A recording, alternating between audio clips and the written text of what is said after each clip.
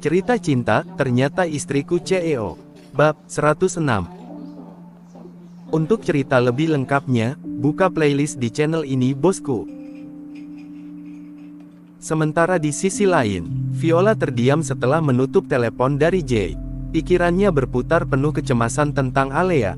Sejak pagi adiknya memang tidak datang, tapi kenapa Jay bertanya dengan nada seperti itu, membuat perasaan gelisah mulai merayap ke dalam hatinya.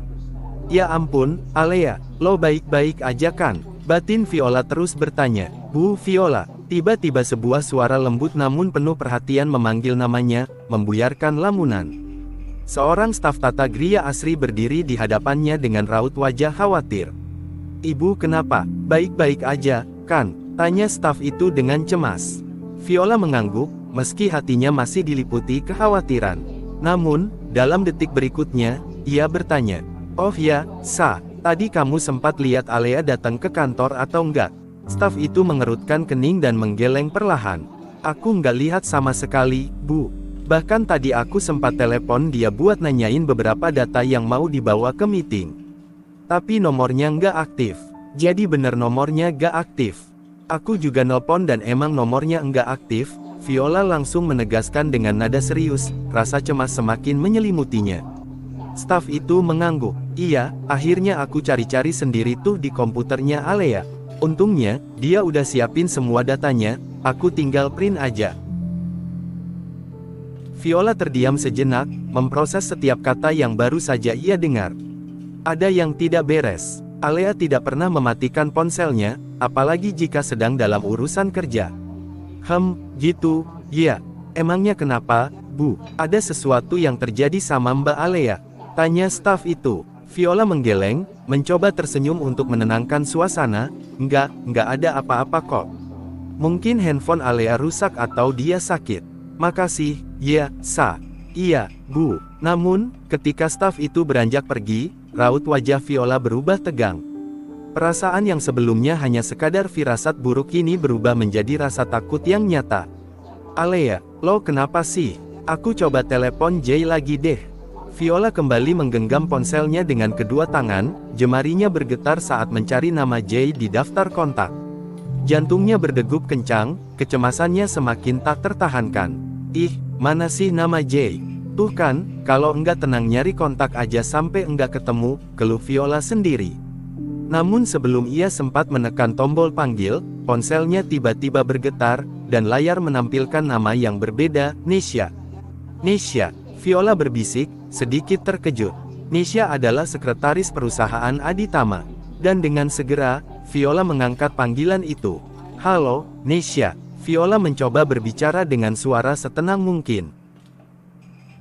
Bu Viola, selamat sore, sapa Nisha dengan nada formal namun terdengar tegang.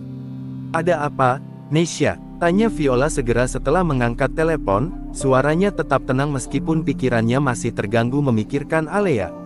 Begini, Bu, apa Pak Andi sudah berangkat dari sana? Tanya Nisha. Viola mengerutkan kening. Udah, kok, Pak Andi sudah berangkat dari 2 hari lalu. Katanya mau sekalian liburan sebelum presentasi besok pagi, karena katanya dia belum pernah ke Bali, makanya mau liburan dulu. Emangnya kenapa, Nes? Nisha menarik napas, lalu menjawab dengan suara semakin tegang, tapi, Bu, sampai sekarang Pak Andi belum juga sampai. Kami sudah janjian di hotel yang sama, karena hotel ini memang sudah dipesan oleh Aditama. Tapi kamar yang kami siapkan untuk Pak Andi masih kosong sampai sore ini. Viola menyandarkan punggungnya di kursi, jantungnya mulai berdetak lebih cepat. Seingatnya, Aldi yang terakhir kali mengabarkan bahwa Pak Andi sudah berangkat dengan penerbangan 2 hari lalu. Kamu sudah coba telepon dia? Tanya Viola lagi dengan nada yang lebih rendah namun penuh kendali. Sudah, Bu, berkali-kali, tapi ponselnya tidak aktif sejak kemarin.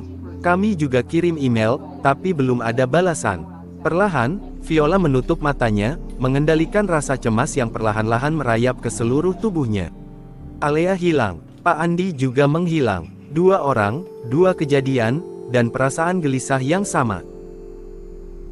Baik, ucapnya tegas. Tetap di hotel. Pastikan kalau ada kabar apapun, langsung hubungi saya. Saya akan urus ini dari sini. Baik, Bu Viola. Viola menutup telepon, namun pikirannya tidak bisa berhenti. Rasanya ada pola besar yang mulai terbentuk di hadapannya dan semuanya mengarah ke sesuatu yang tidak beres. "Coba aku telepon Bang Aldi deh," ucap Viola, tangannya sekali lagi mengambil ponsel di meja. "Halo, assalamualaikum, Bang Aldi," sapa Viola setelah menekan tombol panggil. "Waalaikumsalam, sayang," suara Aldi terdengar ramah di ujung telepon. "Bentar lagi aku nyampe nih, aku mau jemput kamu sama anak-anak." Mereka ngerengek mau ikut. Viola terdiam sejenak, membuat Aldi mengernyitkan dahi meski ia tak bisa melihat wajah istrinya, tapi Aldi bisa merasakan sesuatu. "Ada apa, Vi?" "Gini, Bang, aku mau tanya sesuatu." Suara Viola terdengar lebih berat dari biasanya. "Iya, tanya aja. Kamu mau nanya apa sih? Kok kayaknya berat banget suaranya? Emang ada masalah?" Viola menarik napas panjang sebelum menjawab, "Ini soal Pak Andi, Bang." Aldi langsung serius. "Ada apa sama Pak Andi?" "Barusan aku dapat telepon dari Nisha, sekretaris Mama," jelas Viola. "Katanya, Pak Andi sampai sekarang belum sampai di hotel yang disewa sama Aditama. Bukannya kamu bilang dia udah berangkat dari 2 hari lalu?" Aldi terkejut mendengar hal itu, suaranya berubah tegang. "Apa, dia belum sampai?" Viola mengangguk meski tak terlihat. "Iya, Bang. Nisha bilang kamar hotel yang mereka siapkan buat Pak Andi masih kosong, dan ponselnya juga nggak bisa dihubungi sejak kemarin." Aldi terdiam sejenak, memproses informasi yang baru saja diterimanya. Perasaannya mulai tidak tenang. "Ini nggak beres, Vi," gumamnya pelan. "Aku tahu dia semangat buat liburan ke Bali sebelum presentasi, jadi waktu aku antar dia ke bandara, dia beneran bilang nggak mau ada yang repot-repot urusin lagi setelah ini." "Jadi kamu yang antar dia ke bandara?" tanya Viola memastikan. "Iya, aku sendiri yang antar dia sampai di pintu gerbang bandara," tegas Aldi lagi. Viola menggigit bibirnya, merasa kekhawatiran semakin menumpuk. "Terus kenapa dia nggak sampai?" "Aku nggak tahu kalau soal itu, tapi aku akan cari tahu. Kamu tenang aja dulu, ya. Aku akan coba hubungi keluarga Pak Andi dulu, masa iya dia balik lagi ke rumah?" ucap Aldi bicara kemungkinan. "Iya, Bang, jangan lama-lama cari taunya ya, perasaan aku jadi enggak enak loh ini," sahut Viola. "Insya Allah, aku akan cepat. Kamu jangan terlalu kepikiran ya. Cepat balik ke kantor, aku jemput kamu di sana." "Iya, Bang, ini juga mau balik." "Ya udah kamu hati-hati, assalamualaikum." "Waalaikumsalam." Aldi memutus panggilan, meninggalkan perasaan cemas yang menggantung di udara. Jam 19 di kantor Tata Gria Asri. Viola baru saja kembali dari kota sebelah untuk menemui seorang klien penting. Setibanya di kantor Tata Gria Asri, ia mendapati suasana taman depan dipenuhi tawa ceria. Airin dan Faiz tampak asyik bermain di sana, berlarian di sekitar bunga-bunga yang tertata rapi di bawah pengawasan seorang satpam. "Mama!" teriak Airin, menghentikan permainan sejenak dan langsung berlari ke arah Viola. Viola tersenyum lebar, jongkok untuk menyambut putrinya dalam pelukan erat. "Hei, sayang, kamu ikut ke sini?" tanyanya, membelai rambut Airin lembut. Gadis kecil itu mengangguk penuh semangat. "Iya, seru di sini, bisa main sama Aa Faiz." Lah masih memakai bahasa isyarat. Faiz ikut menghampiri dengan senyum malu-malu. "Kami mau main lagi, Mah," katanya. "Ya udah, main lagi sana. Tapi hati-hati, ya." "Mamah masuk dulu." Viola berdiri dan mengangguk ke arah satpam yang berjaga. Ia kemudian melangkah masuk ke dalam kantor. Setibanya di ruang tamu kantor, ia melihat Aldi duduk dengan ekspresi penuh kecemasan. Ia langsung tahu ada yang tidak beres. "Bang Aldi," sapa Viola, mendekatinya dan duduk di sebelah. "Kamu udah lama di sini. Gimana kabar soal Pak Andi?" Aldi menatap Viola dengan wajah serius. "Udah aku cari tahu, Vi. Ini kabar yang kurang enak." Viola menegakkan punggung, merasa jantungnya berdegup kencang. "Apa maksud kamu? Emangnya kenapa?" Aldi menarik napas panjang. "Aku udah cek semua. Pak Andi memang pamit mau liburan ke Bali 2 hari lalu sebelum presentasi. Dan kata istrinya dia belum pulang dari 2 hari lalu. Tapi apa, Bang?" tanya Viola semakin serius. "Tapi tadi aku telepon ke customer service bandara dan periksa manifest penerbangan." Terus, Viola mencondongkan tubuh. Nama Pak Andi nggak ada di daftar penumpang pesawat ke Bali 2 hari lalu. Aku cek semua maskapai, nggak ada jejak dia sama sekali. Viola membelalakkan mata, merasa hawa di sekitarnya semakin dingin. Apa, kamu yakin? Yakin, Vi, nggak ada catatan keberangkatan atas nama dia. Aku sendiri dikirim datanya. Viola menggeleng perlahan, mencoba mencerna informasi itu. Kalau begitu kemana dia? Aldi menghela napas berat. Aku sendiri yang antar dia sampai depan pintu keberangkatan. Dia bilang nggak perlu ditemenin lebih jauh. Viola memijat pelipisnya, rasa khawatir semakin dalam. Kalau begitu, kita harus lapor polisi. Ini bukan cuma soal dia nggak sampai hotel. Ini lebih besar dari itu. Aldi mengangguk. Aku setuju. Kita nggak bisa tunggu lebih lama lagi. Viola menghela napas panjang, mencoba meredam rasa gelisah yang bergolak di dadanya. Aduh, kenapa semua jadi kayak gini sih? Ada apa lagi ini sebenarnya? Keluhnya, matanya menatap kosong ke arah jendela kantor. Aldi yang duduk di sampingnya menggenggam tangannya erat, mencoba menenangkan. Kamu tenang dulu, Vi. Kita bakal selesain ini bareng-bareng. Suaranya tegas namun penuh kelembutan, berusaha memberikan kekuatan kepada istrinya. Viola menggeleng lemah. Soalnya bukan cuma Pak Andi aja yang tiba-tiba nggak ada kabar, Bang. Tapi Alea juga begitu. Tadi Jay nelpon aku, dia nanyain soal Alea. Tapi Alea nggak datang ke kantor ini dari pagi. Suaranya mulai gemetar di ujung kalimat, rasa cemas yang membelit hatinya kian mencekik. Hah, yang bener kamu, Alea juga. Viola mengangguk pelan, wajahnya memucat. Iya, Bang, coba deh kamu telpon Jay lagi. Tanyain dia, Alea udah ketemu atau belum. Aldi mengangguk langsung meraih ponselnya tanpa berpikir panjang. Jari-jarinya bergerak cepat mencari nama Jay di daftar kontak, lalu menekan tombol panggil. Viola duduk di sampingnya, tubuhnya tegang menunggu sambungan terhubung. Detik-detik terasa berjalan lambat, membuat suasana semakin mencekam. Akhirnya, suara Jay terdengar di seberang. Halo, Kang Aldi. Suara Jay terdengar serak. Jay, kamu udah ketemu sama Alea? Tanya Aldi tanpa basa-basi. Jay menghela napas dalam. Belum, Kang. Jay masih di jalan ke villa yang Devan sewa, tapi tadi ban mobil sempat pecah, jari kita belum sampai. Sebentar lagi sampai. Bentar deh, kamu bilang villa yang disewa Devan. Emang Alea nginep di sana? Iya, Kang. Semalam Alea sama Elis dan Faye nginep di villa Devan, tapi kata mereka pagi-pagi Alea enggak ada, dan kata Devan dia nganterin Alea ke kantor, tapi Alea enggak pernah sampai di kantor, makanya kita semua mau balik ke villa buat tanya ke Devan langsung, ujar Jay menjelaskan.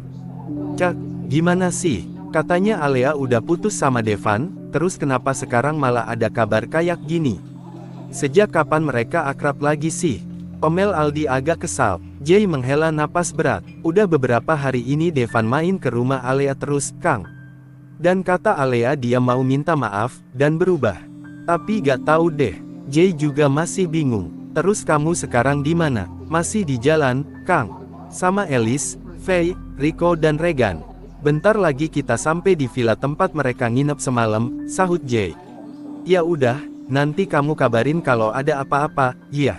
Akang juga mau ke kantor polisi, buat laporan soal Pak Andi, ungkap Aldi. Jay mengerutkan kening. Pak Andi, dia kenapa, Kang?